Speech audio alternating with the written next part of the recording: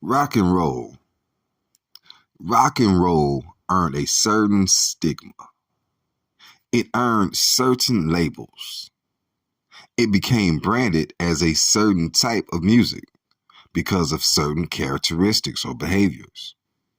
Yet when the same label that was applied to rock and roll is given to rap, we tend to defend this genre from being labeled with such names.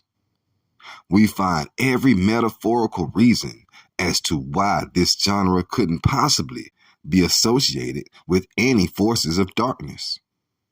Although the tales and the markers are all around us. Lost in denial and delusion, we cling fast to a culture of destruction. Giving glory to things meant for folly, we show a severe lack of awareness. The amount of artists, both big and small, that we have lost since the 80s to gun violence alone is astronomical. Not to mention just the overall number of casualties that we've had in our communities from gun violence. That number is heartbreaking, devastating, and depressing. But what's even worse is our attitude towards it all. Let's go.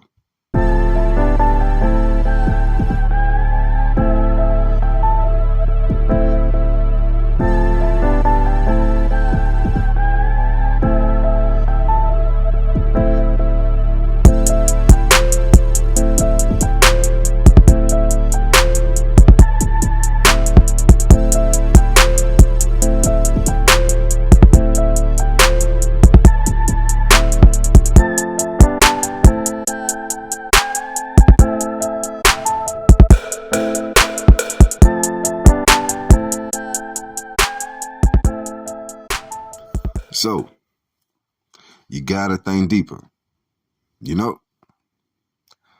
We've got to talk about blood. This time we got to talk about blood and the shedding of blood.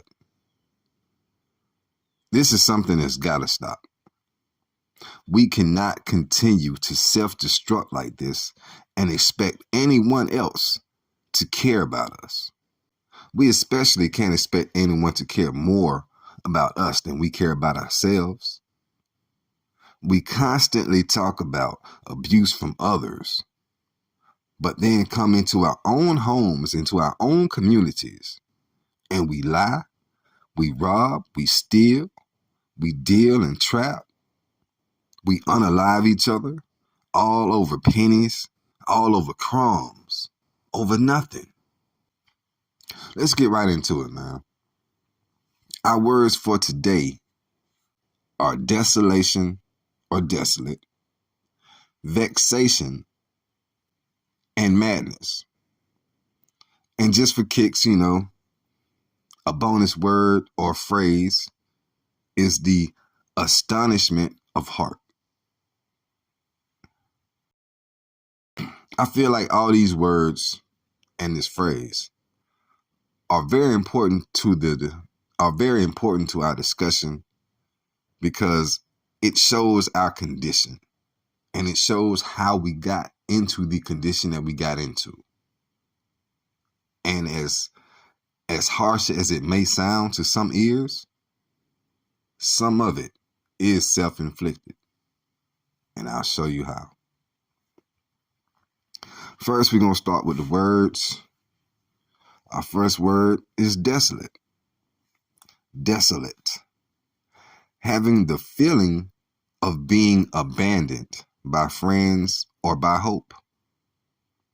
Having the feeling of being abandoned by friends or by hope. Desolation. Sorrow. Grief. Woe. Sorrow. Grief. Woe. And woe pretty much just means destruction, confusion, things like that, right? Vexation. Now, I couldn't really find vexation because it kept telling me the act of vexing someone. You know what I'm saying? And I really hate when they put the word that you're trying to define in the definition. You know what I'm saying? But I went to go look up vex. So vex stands in place of vexation. And vex means to irritate, means to torment. It means to confuse or bewilder or confound. So vex, once again, means to irritate, torment, confuse, bewilder, or confound. We move on to madness. Madness. Now, madness, it was simple. Insanity. Right? Insanity, senseless folly. And when I saw senseless folly, the only way I could really get a good understanding on senseless folly was to explain it like, have you ever done something and you really don't know why you did it? You know what I'm saying? For mothers or just parents in general out there, you know how it is when you raise a little boy. And they say that's just boys being boys. You catch a little boy doing something silly and he doesn't know why he did what he did. He just did something. I used to get called like that a lot. You know, David, why you do that? What's wrong with you? And the first thing you think is, I don't know. Senseless folly. Madness. It's a condition. We'll get to it. And lastly, the phrase was astonishment of heart. Now, this came out of the Bible. Of course, it's one of the conditions, or for lack of better terms, a curse that you were placed up under if you broke the commandments. If you read through Deuteronomy 27 and 28, up in that area, you will definitely find it. And astonishment of heart is something that is given to people who break the commandments of God. It was a condition that was given to the Israelites when they broke the commandments. You know, when Moses and God made the deal, when he entered the covenant with the Most High, this is one of the conditions. You will get astonishment of heart if you break these commandments. And just thinking about astonishment of heart, right? The best way I can explain that is to tell you this. Give it to you like this. I remember having a conversation with my mom, and she was seriously pondering this. She grew up through the civil rights times, through the civil rights era. And it was in that time when black people were in the fields picking a lot of cotton. So she saw a lot in her time. And in the middle of our talk, she paused with like a pained and a puzzled look on her face, and she just said, why did it have to be so bad? Why did black people have to get treated so bad? And pretty much that feeling right there, that's astonishment of heart. You're just in amazement of something, and how could this be? How could this happen? So I don't know if I confused anybody. I hope I explained that. But the astonishment of heart. We'll get to all of these, and we'll understand a little more about our condition and why we are the way we are and how we can get out of this condition. Because, I mean, the best way to get out of all these things is to be obedient to the Most High. So let's get into it, man. All right. So like I said, the keywords that we have today, they tell you very loudly that we are out of order. You know what I'm saying? These words are some of the things that come along with the fury and the wrath of the Most High. These things or calamities that we witness in our communities occur when we operate from an unrighteous or unholy perspective. For only the enemy comes to steal, kill, delete, and destroy, right?